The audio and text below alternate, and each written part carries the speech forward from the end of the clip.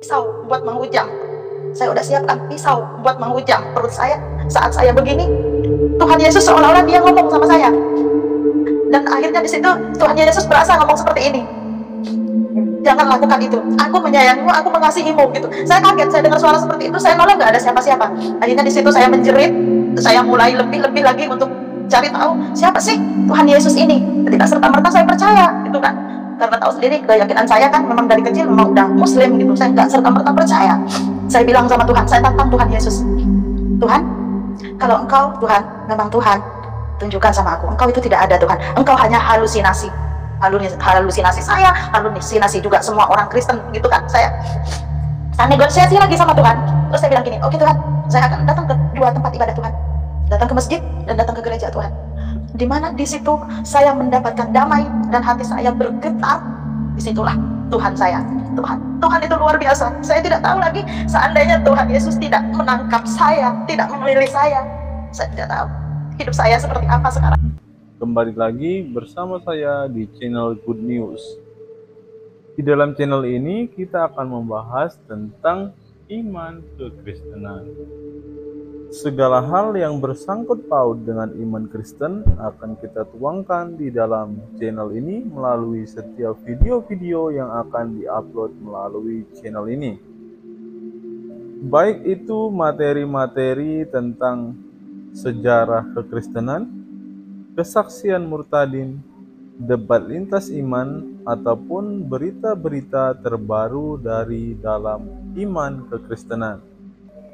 Sebelum mulai videonya, saya mohon dukungan teman-teman untuk menekan tombol subscribe, like, share, dan komen agar channel ini dapat berkembang dan dapat memberitakan kabar baik kepada semua orang.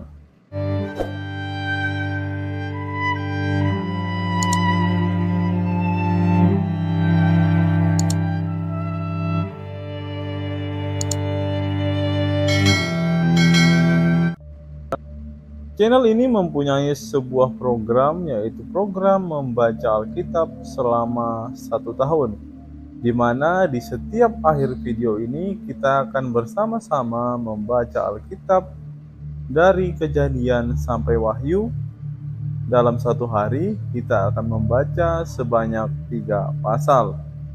Bagi teman-teman yang berminat untuk membaca Alkitab bersama-sama dengan saya, silakan teman-teman simak video ini sampai selesai agar kita bersama-sama bertumbuh, memahami Alkitab, bahkan dapat melawan setiap orang yang selalu menjelek-jelekan iman kepercayaan kita kepada Yesus Kristus.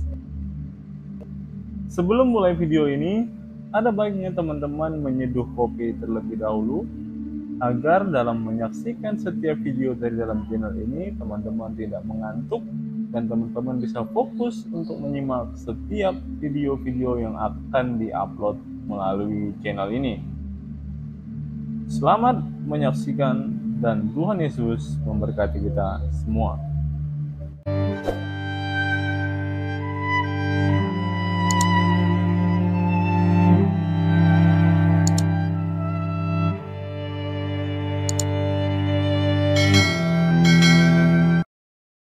Pada kesempatan ini, kita akan kembali menyimak sebuah berita yang wajib kita simak sampai selesai. Hari ini secara khusus kita akan melihat bagaimana seorang muslimah berproses bersama Tuhan dan akhirnya ia meninggalkan agama Islam. Saya sangat yakin kesaksian ini akan menjadi berkat buat semua sahabat yang menyaksikan video ini sampai selesai. Mari langsung saja kita simak berita selengkapnya. Berita ini dilansir oleh jabarvipa.co.id. Judulnya sudah sangat jelas ya teman-teman. Curhat wanita di Jember, pilih murtad, gegara tak nyaman jadi muslim. Mari kita dengarkan, kita simak bersama-sama berita ini secara lengkap. Dan saya berharap berita ini memberkati kita semua. Viva Jabar, seorang wanita Jember, Jawa Timur, tidak menyebutkan namanya.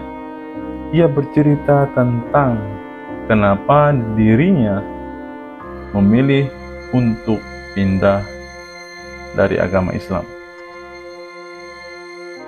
Ceritanya itu ditumpahkan lewat unggahan video kanal YouTube Layar Kesaksian. Teman-teman bisa mengunjungi channel ini dan melihat bagaimana Murtadin ini mengungkapkan bagaimana ia meninggalkan agama Islam dan akhirnya ia juga memutuskan untuk murtad. Dan melalui video ini kita akan membacakan beberapa simpulan-simpulan penting saja yang isinya tentunya adalah alasan mengapa wanita ini meninggalkan agama Islam ya. Wanita itu mengaku terlahir dari keluarga Muslim. Kendati beragama Islam, namun dirinya mengaku tidak pernah sholat. Bahkan ia merasa tidak nyaman saat belajar ilmu agama Islam. Ternyata kenapa ia tidak sholat? Karena memang pada dasarnya ia sudah tidak nyaman saat ia belajar ilmu agama Islam ya teman-teman. Dia mengatakan karena saya nggak dapat ilmunya dan pengajarannya kok nggak nyantol di hati saya gitu. Ujarnya dikutip Sabtu 24 Februari 2024 dari video yang ada di layar kesaksian tadi teman-teman. Ia mengaku saat remaja ia tidak merasakan kasih sayang dari orang tuanya sebab keluarganya broken home. Orang tua sibuk bekerja dan ia merasa kesepian. Ia pun sering memberontak kepada orang tuanya. Karena hal ini kemudian kehidupannya malah semakin rusak. Ia memakai narkoba hingga minum minuman keras setiap hari. Dari remaja hingga menikah, ia tidak percaya adanya Tuhan. Singkat cerita, ia kenal dengan seorang pria Muslim. Belum 2 minggu kenal langsung mengajak menikah. Setelah beberapa waktu menikah, wanita ini mengatakan kepada mantan suaminya bahwa ia nyaman dengan agama Kristen. Ia mengaku nyaman dengan agama Kristen lantaran beberapa kali sempat ditemui sosok yang ia kira itu Yesus, Tuhan umat Kristiani. Wanita berdarah Jawa Sunda ini beberapa kali ingin mengakhiri hidupnya, namun sosok putih selalu menghampirinya. Dari kejadian itu ia mulai mencari siapa sosok Tuhan Yesus. Jadi ketika ia ingin bunuh diri, ia bertemu dengan sosok putih yang adalah Tuhan Yesus yang menghambat dia atau melarang dia untuk memutuskan hidupnya atau bunuh diri pada saat itu. Meskipun sudah bertemu dengan Yesus, ia belum sepenuhnya percaya. Singkat cerita, ia menantang Tuhan. Dia akan berkunjung ke 2 tempat suci, yakni masjid dan gereja. Ketika hatinya bergetar, maka ia akan ikut agama tersebut. Jadi teman-teman, ternyata muslimah ini menantang Tuhan dengan ia memilih untuk masuk ke gereja dan juga masuk ke masjid. Dan ketika ia masuk ke masjid atau ke gereja, dia mengalami kegentaran atau bergetar katanya, maka ia akan mengikuti agama tersebut. Saya bilang gini, oke Tuhan, saya akan datang ke 2 tempat ibadah Tuhan, datang ke masjid dan datang ke gereja Tuhan. Di mana di situ saya mendapatkan damai dan hati saya bergetar, disitulah Tuhan saya. Mari kita lanjutkan membaca artikel ini. Ketika menuju masjid dan melihat pengajian, ia tidak merasakan apa-apa. Namun saat ke gereja hatinya bergetar, bahkan saat ia masih di halaman gereja. Begini ujar Murtadin ini, saya belum masuk gereja, baru di halaman gereja saya sudah nangis sejadi-jadinya. Saya merasakan hadirat Tuhan. Terus saya masuk ke gereja, saya bilang sama Tuhan, Tuhan memang tempatku Tuhan. Aku tidak peduli mau aku berdosa atau apapun dalam hidupku. Aku nggak peduli, aku mau mengikuti Engkau Tuhan dan aku mau jadi anak-Mu. Tuhan, jelasnya. Ia menganut agama Kristen secara sembunyi-sembunyi. Keluarganya pun menolak keputusannya itu. Akhirnya dia pergi dari rumah. Sebelum ke Bali, ia bertemu dengan pria yang berniat untuk menikah. Namun gagal menikah karena ia tidak ingin masuk Islam kembali. Diketahui bahwa pacar barunya itu beragama Islam. Akhirnya ia merantau ke Bali, tidak bekerja dan tidak punya uang adalah masalah yang dia hadapi pada saat itu. Meski begitu, ia bertekad menyebarkan ilmu Injil kepada masyarakat di sana. Ia merasa tidak khawatir karena berserah diri kepada Tuhannya. Saya tidak pernah merasa khawatir lagi. Saya tidak khawatir tentang uang kos saya. Saya tidak dapat kerjaan, ujarnya. Saat ini, ia sudah mendapatkan pekerjaan menjadi pendoa syafaat. Imannya semakin kuat karena mengikut kelas Alkitab online. Kata dia, Tuhan Yesus satu-satunya juru selamat. Saya mau mengabdikan hidup saya hanya untuk Tuhan, untuk memuliakan Tuhan. Saya percaya Tuhan Yesus adalah Tuhan dan satu-satunya juru selamat menuju surga, pungkasnya. Kiranya melalui berita dan kesaksian ini kita semua diberkati, semakin bertumbuh dalam Tuhan. Kita melihat bagaimana Murtadin ini, walaupun ia menghadapi banyak tantangan, banyak cobaan dalam kehidupannya setelah ia menerima Kristus sebagai juru selamat pribadinya, tetapi kita belajar bahwa kita tidak perlu khawatir dalam menghadapi semua hal yang terjadi dalam hidup kita.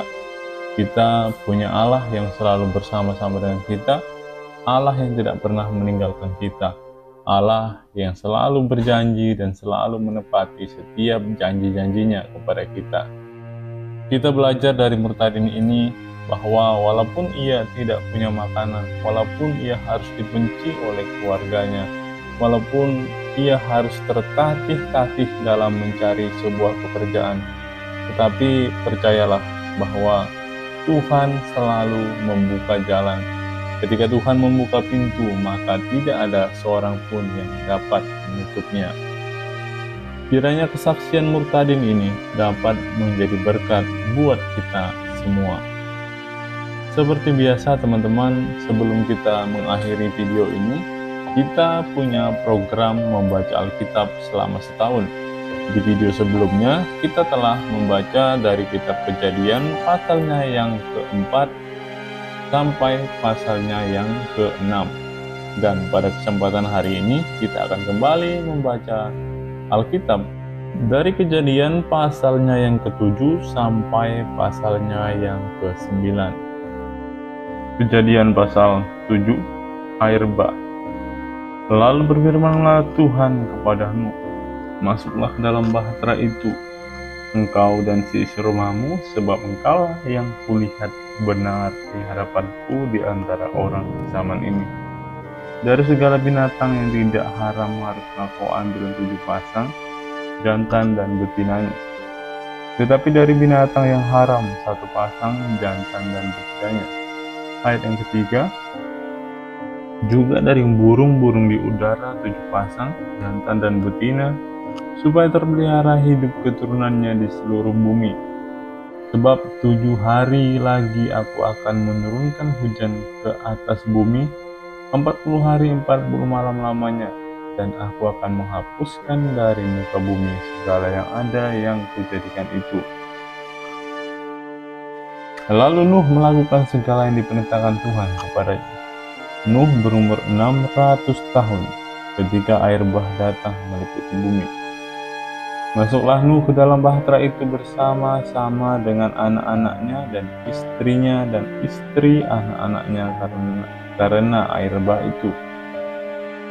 Dari binatang yang tidak haram dan yang haram, dari burung-burung dan dari segala yang merayap di bumi, datanglah sepasang mendapatkan Nuh ke dalam bahtera itu, jantan dan betina, seperti yang diperintahkan Allah kepada Nuh. Ayat yang ke-10. Setelah 7 hari datanglah air bah meliputi bumi, pada waktu umur Nuh 600 tahun pada bulan yang kedua, pada hari yang ke-17 bulan itu, pada hari itulah terbelah segala mata air samudera raya yang dahsyat dan terbukalah tingkap-tingkap di langit. Dan turunlah hujan lebat meliputi bumi 40 hari 40 malam lamanya. Pada hari itu juga masuklah Nuh serta Sem, Ham, dan Yafet, anak-anak Nuh dan istri Nuh dan ketiga istri anak-anaknya bersama-sama dengan dia ke dalam bahtera itu. Mereka itu dan segala jenis binatang liar dan segala jenis ternak dan segala jenis binatang melata yang merayap di bumi dan segala jenis burung, yakni yang bersayap, yakni segala yang berbulu bersayap. Dari segala yang hidup dan bernyawa datanglah sepasang mendapatkan Nuh ke dalam bahtera itu. Ayat 16. Dan yang masuk itu adalah jantan dan betina dari segala yang hidup, seperti yang diperintahkan Allah kepada Nuh. Lalu Tuhan menutup pintu bahtera itu di belakang Nuh. 40 hari lamanya air bah itu meliputi bumi.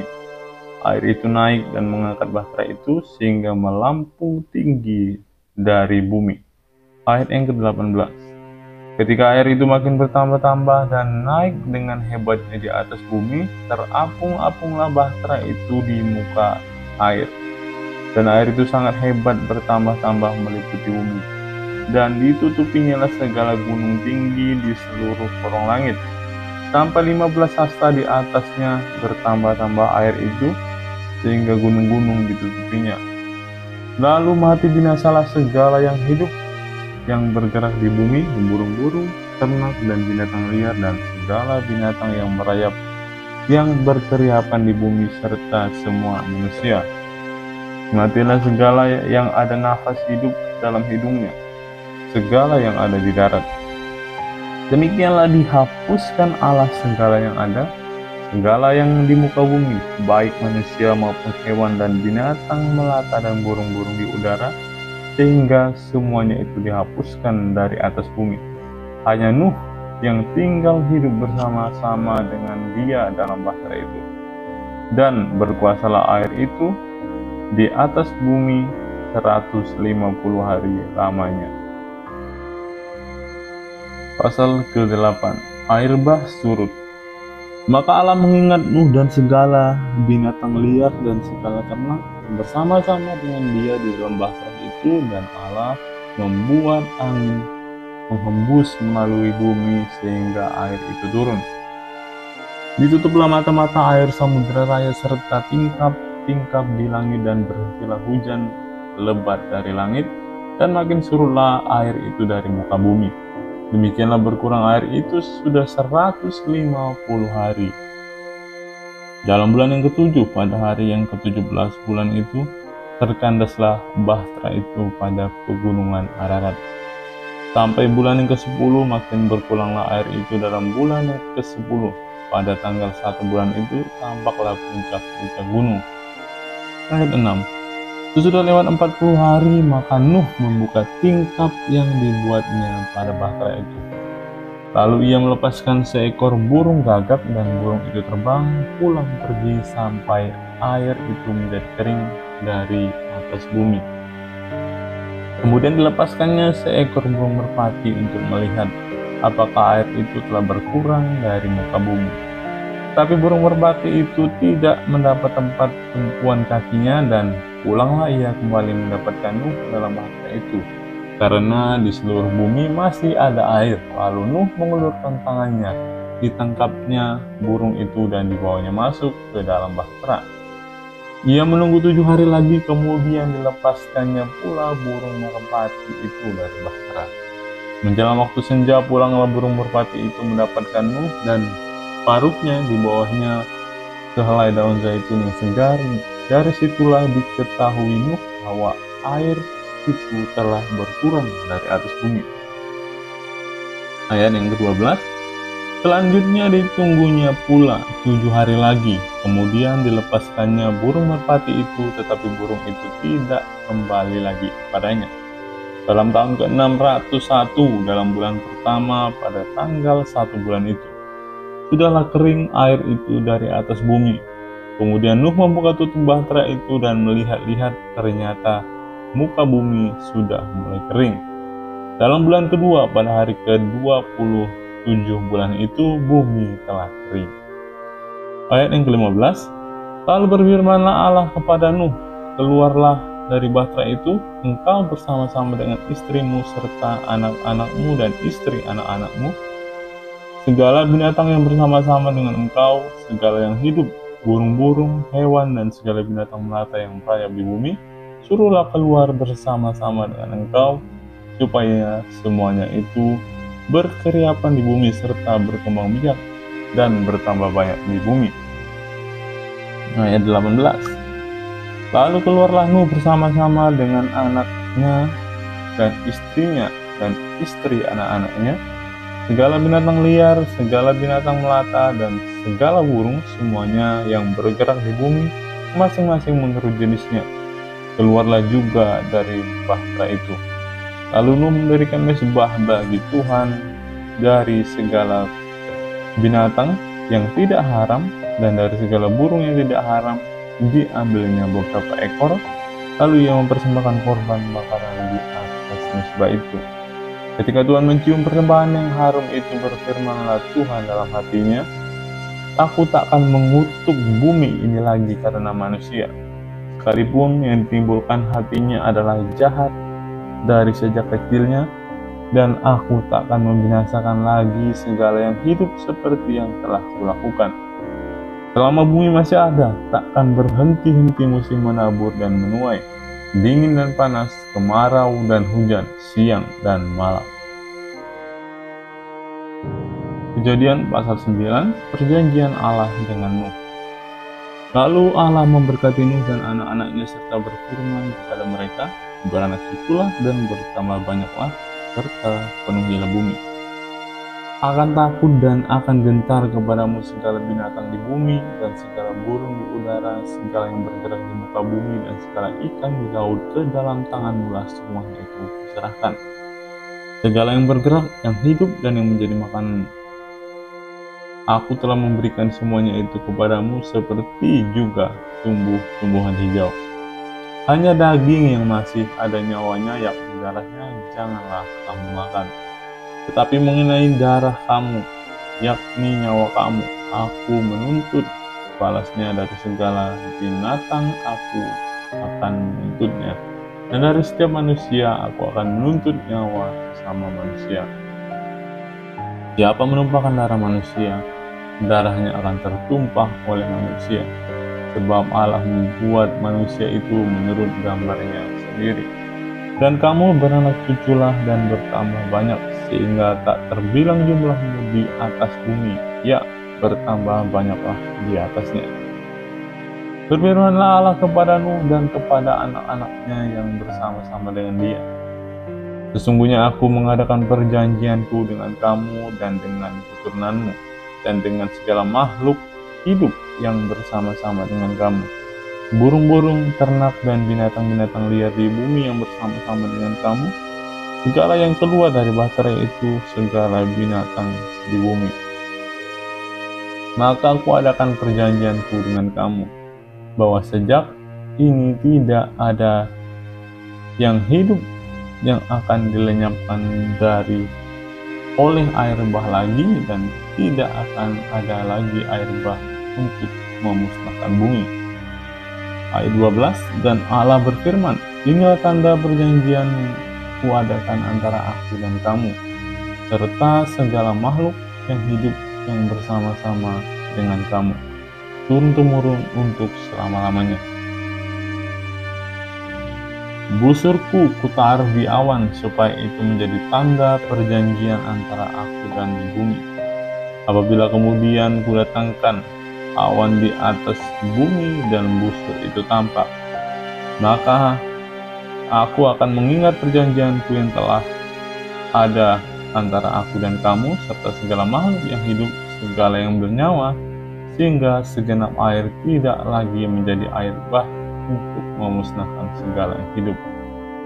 Jadi busur awan, jika busur itu ada di awan, maka aku akan melihatnya, sehingga aku mengingat perjanjianku yang kekal antara Allah dan segala makhluk yang hidup, segala makhluk yang ada di bumi. Berfirmanlah Allah kepada Nuh, inilah tanda perjanjian yang kuadakan antara aku dan segala makhluk yang ada di bumi. Nuh dan anak-anaknya. Anak-anak Nuh yang keluar dari bahtera ialah Sem, Ham, dan Yafet. Ham adalah bapa Kanaan. Yang tiga inilah anak Nuh, dan dari mereka inilah tersebar penduduk seluruh bumi.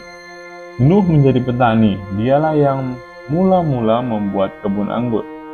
Setelah ia minum anggur, mabuklah ia dan ia telanjang dalam kemahnya.